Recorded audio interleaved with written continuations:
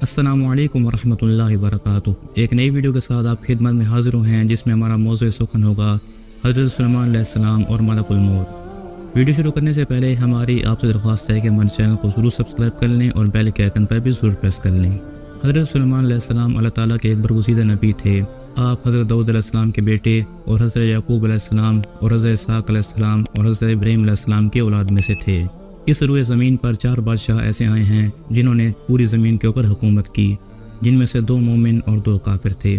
مومن تو حضرت سلیمان علیہ السلام اور حضرت ذوالقرنین علیہ السلام تھے، اور کافر بخت نصر اور نمرود تھے۔ ایک مرتبہ ایک شخص حضرت سلیمان علیہ السلام کے بارگاہ میں آتا ہے اور کہتا ہے کہ اے اللہ کے نبی، ہوا کو حکم دیجیے کہ مجھے ہند میں لے کر چلی جائے۔ حضرت سلیمان علیہ السلام فرماتے ہیں کہ اے اللہ کے بندے، یہ کیوں کہہ رہے ہو کہ ہوا کو حکم دیجیے کہ مجھے ہند میں لے کر چلی جائے؟ وہ کہنے لگا کہ اے اللہ کے نبی، میں نے ابھی ملک الموت کو دیکھا ہے، وہ مجھے گھور گھور کر دیکھ رہا ہے۔ جب اس کی نظر دوبارہ ملک الموت پر پڑی تو کہنے لگا، دیکھیے حضور، وہ پھر مجھے گھور گھور کر دیکھ رہا ہے۔ چنانچہ حضرت سلیمان علیہ السلام نے ہوا کو حکم دیا تو وہ اسے ہند میں لے کر چلی گئی۔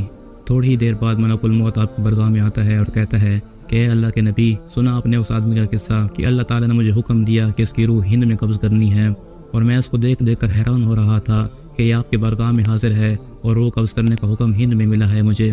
بس اسی سوچ میں اسے گھور گھور کر دیکھ رہا تھا کہ اس نے خود ہی ہند میں جانے کی خواہش ظاہر کرتی۔ چنانچہ وہ جیسے ہی ہند میں اترا تو اس کا وقت پورا ہو چکا تھا اور میں نے اس کی روح قبض کر لی۔ علماء فرماتے ہیں کہ اس سے بات ثابت ہوتی ہے کہ موت سے بھاگنا آسان نہیں، جہاں بھی انسان جاتا ہے موت اس کے پیچھے پیچھے آ جاتی ہے۔ اگر آپ کو ہماری ویڈیو پسند آئے تو ہمارے چینل کو ضرور سبسکرائب کر لیں اور بیل کے آئیکن پر بھی ضرور پریس کر لیں۔ ملتے ہیں اگلی ویڈیو میں، تب تک کے لیے اللہ حافظ۔